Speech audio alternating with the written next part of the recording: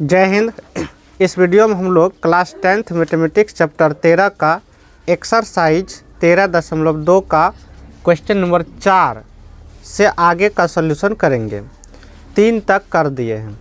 तो चौथा जो क्वेश्चन इसमें कह रहे हैं, चौथा ये है कि एक लकड़ी है जो घनाभ आकार का है।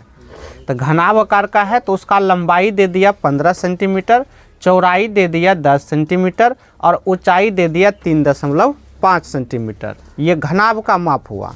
उसके बाद क्वेश्चन में ही कहा है कि ये जो घनाभाकार लकड़ी है इसमें से शंकुआकार गड्ढा करके कलमदान बनाया है। यानी ये कहा जाए तो ये कलमदान हुआ आपका। तो कलमदान बनाया गया जिसमें कलम आसानी से ऐसे करके रख सकते हैं। ठीक है। तो ये जो शंकुआकार गड्ढा है इसका माप दे दिया आपको।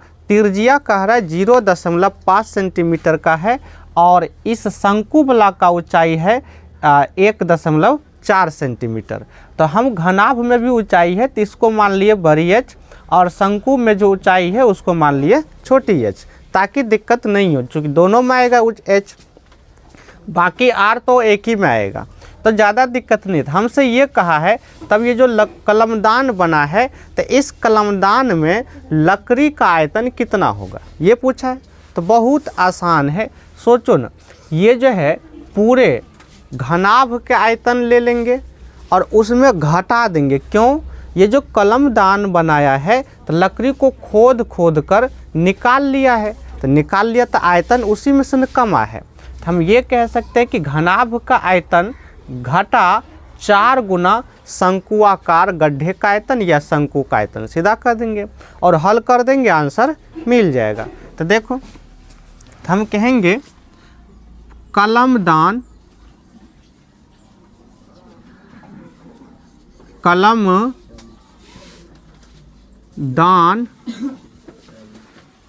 में प्रयुक्त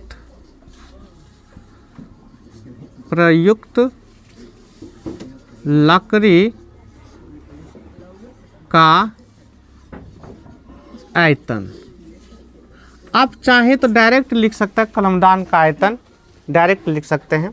तो कलमदान का आयतन कितना हो जाएगा तो क्या बोले, तो घनाभ का आयतन, घनाभ का आयतन और इसमें घटा देंगे 4 गुना शंकु का आयतन, ये घटा देंगे। तो शंकुआकार गड्ढा भी लिख सकते हैं। अब सबका फॉर्मूला लगाते हैं। तो घनाभ का आयतन होता है लंबाई गुना चौड़ाई गुना ऊंचाई, इसका बड़ी माने हैं तो बड़ी एच, फिर माइनस कर देंगे, घटा देंगे 4 गुना शंकु का आयतन होता है 1/3 पाई आर स्क्वायर एच।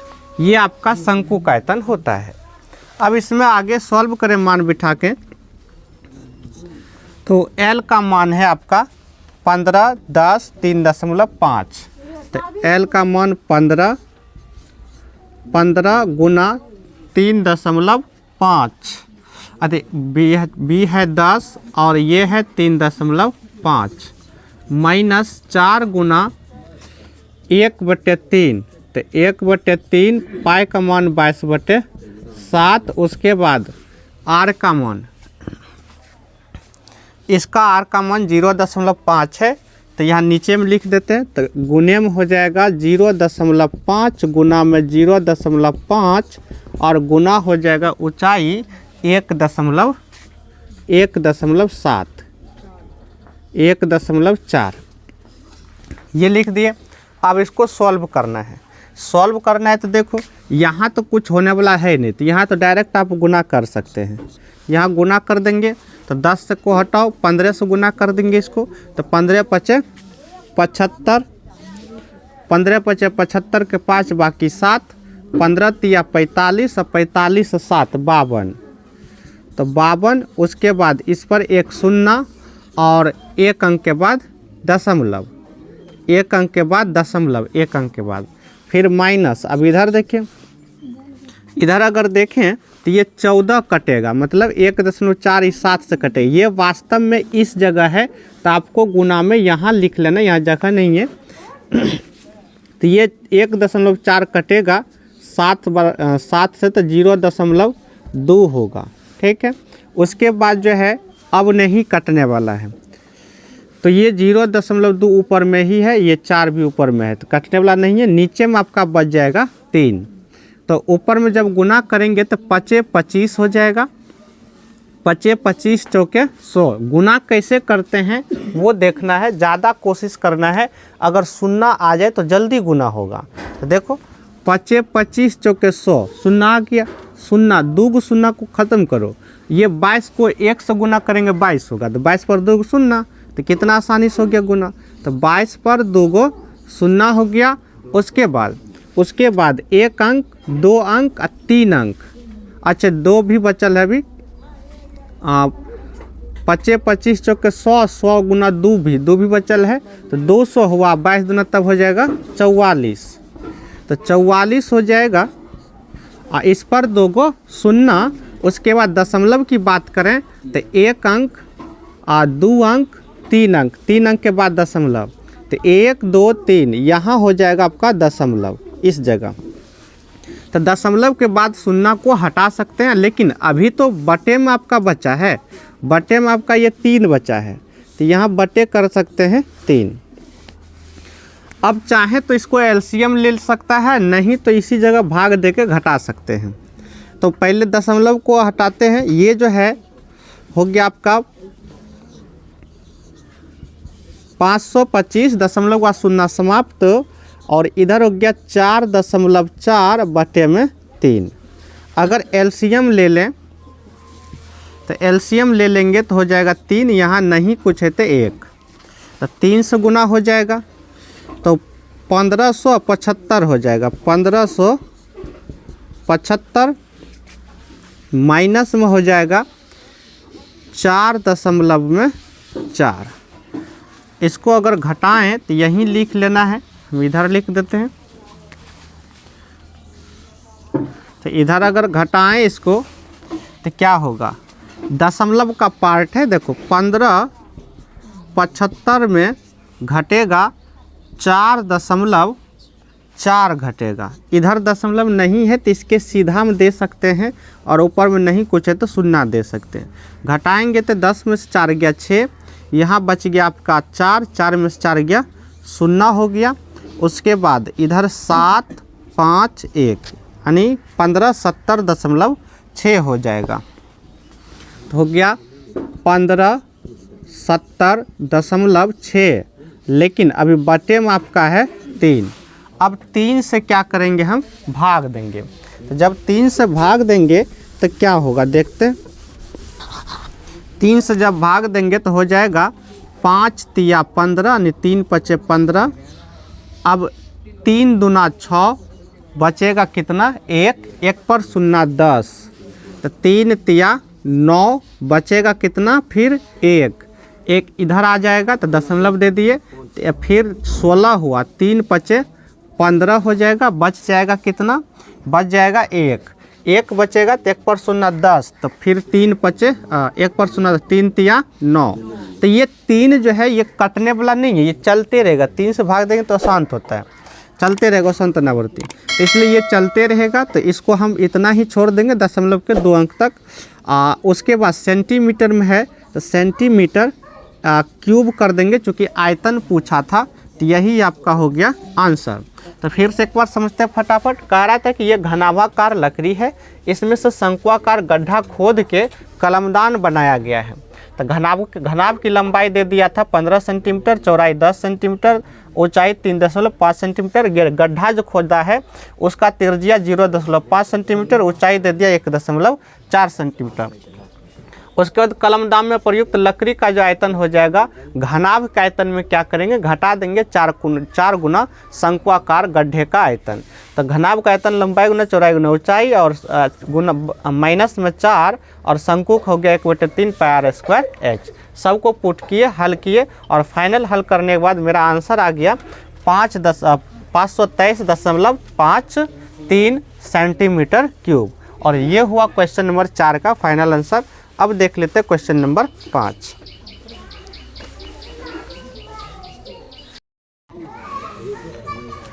तो क्वेश्चन नंबर 5 है और क्वेश्चन नंबर 5 में क्या कह रहा है कि एक बर्तन है और वो बर्तन उल्टे शंकु के आकार का है। मतलब शंकु जनरली ऐसे होता है, तो इसको उल्टा कर दो तो इस तरह से हो जाएगा। तो कह रहा है कि उल्टे शंकु के आकार का है और जो पानी से पूरा भरा हुआ है, ये क्वेश्चन में ही लिखा है।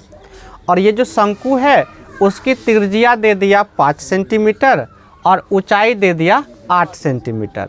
अब इसमें 2 त्रिज्या की ज़रूरत पड़ेगा, तो इसलिए हम शंकु के त्रिज्या को बड़ी आर मान लिए। ठीक है। उसके बाद क्वेश्चन में कहा है कि ये जो पानी से पूरा भरा हुआ है तो उसमें कुछ कांच की गोलियों को डाला गया है। तो कांच की गोलियों को डाला गया है, तो कांच के गोली को डालने की वजह से कह रहा है कि इसका जितना पानी इसमें था उसका 1/4 भाग पानी बाहर निकल जाता है, गिर जाता है। तो बाहर निकल जाता है, तब हमसे पूछ रहा है कि आखिर इस बर्तन में कितने गोलियां डाले जिसके वजह से पानी क्या हो गया, 1/4 भाग बाहर निकल गया। गोली की संख्या पूछा है।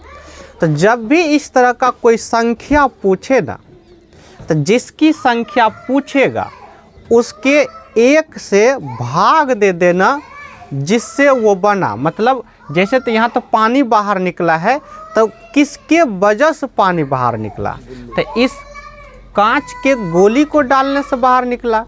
तो जितना पानी बाहर निकला तो हो गया आपका कुल आयतन, एक तरह से कहा जाए। तो कुल आयतन में हम क्या करेंगे, गोली का 1 आयतन से भाग दे देंगे तो संख्या पता चल जाएगा। अगर पूरा पानी गिर जाता तो हम पूरे शंकु का आयतन में भाग देते, लेकिन क्वेश्चन के मुताबिक जो है पूरे पानी नहीं गिरा, इसका 1/4 भाग गिरा है। इसलिए शंकु का आयतन निकाल के उसमें 4 से भाग दे देंगे तो उतना पानी बाहर निकला। तो उसमें क्या करेंगे, ये 1 गोली वाला आयतन से भाग दे देंगे, संख्या निकल जाएगा।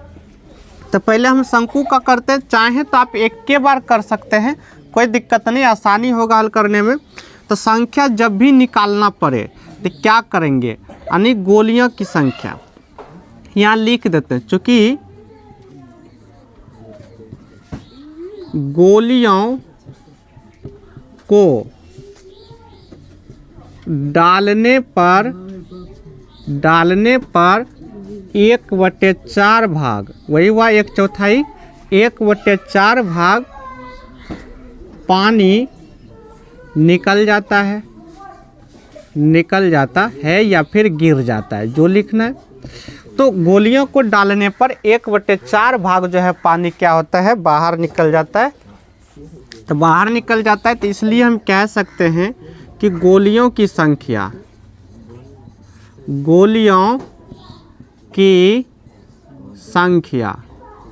गोलियों की जो संख्या हो जाएगा वो क्या होगा, तो हम क्या बोले, जितना पानी गिरा उसको लिखेंगे ऊपर और 1 गोली का आयतन से भाग दे देंगे तो आंसर निकल जाएगा। तो क्या गिरा, शंकु का जो आयतन होगा उसका 1/4, तो 1/4 तो लेंगे और शंकु का आयतन। अब 1/4 क्यों लिए, समझ में आना चाहिए, क्योंकि 1/4 पानी बाहर निकल रहा है तो 1/4 ले लिए और शंकु का आयतन टोटल पानी जितना है। उसके बाद भाग दे देंगे एक गोली के आयतन से भाग दे देंगे। अब इसको सॉल्व कर दो, आंसर मिल जाएगा। चाहे तो आप इसको अलग से हल कर लेना, इसको अलग से कर लेना, फिर भाग देना, तो वही आंसर आएगा।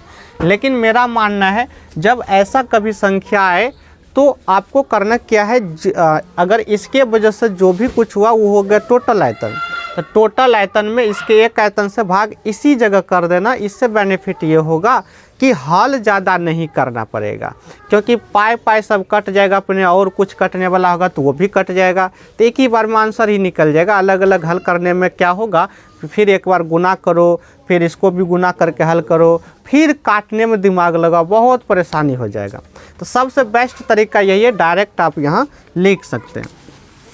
अब आगे बढ़ाएंगे तो 1/4, उसके बाद जो है उसके बाद शंकुकायतन। शंकुकायतन क्या होता है, तो 1/3 गुना में पाई आर, बड़ी आर माने हैं शंकु का, तो बड़ी आर स्क्वायर एच ये हुआ, और बटे कर देंगे गोली। गोली का मतलब गोला, तो गोला का आयतन लगा देंगे।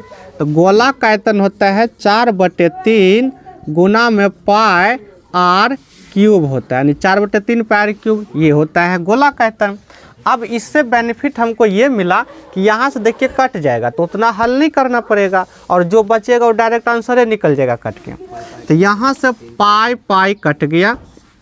देखिए नीचे में 3 है, यहाँ भी नीचे में 3 है, तो इस 3 को आप काट सकते हैं, कोई दिक्कत नहीं, लेकिन इसको नहीं काट सकते हैं। ये नीचे में 4 है, ये ऊपर में 4 है, तो इसको नहीं काट सकते, ठीक। उसके बाद अभी अब कुछ नहीं कटेगा, ये 4 जो है आपका आ जाएगा नीचे, ये 4 जो देख रहे हैं ये नीचे आ जाएगा, नहीं तो अभी रहने दो, ये 8 कट जाएगा, ठीक है, कोई बात नहीं। 4 को नीचे भी ले सकते हैं, तो ऊपर में बचेगा आपका क्या चीज़, आर स्क्वायर।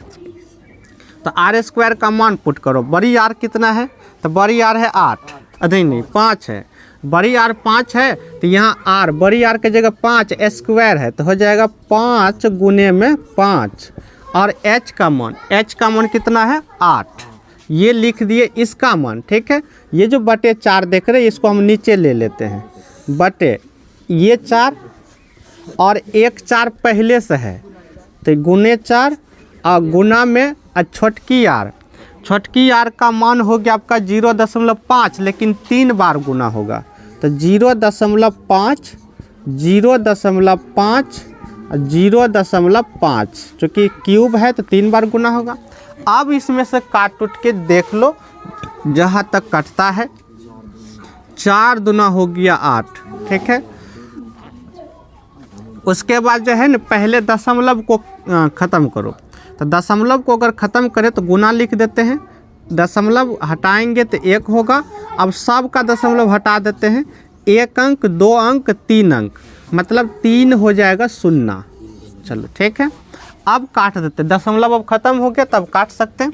तो देखिए जब दशमलव नहीं रहा तो सिंपल 5 हुआ, तो सिंपल 5 हुआ तो ये 5 और ये 5 समाप्त, उसी तरह ये 5 समाप्त।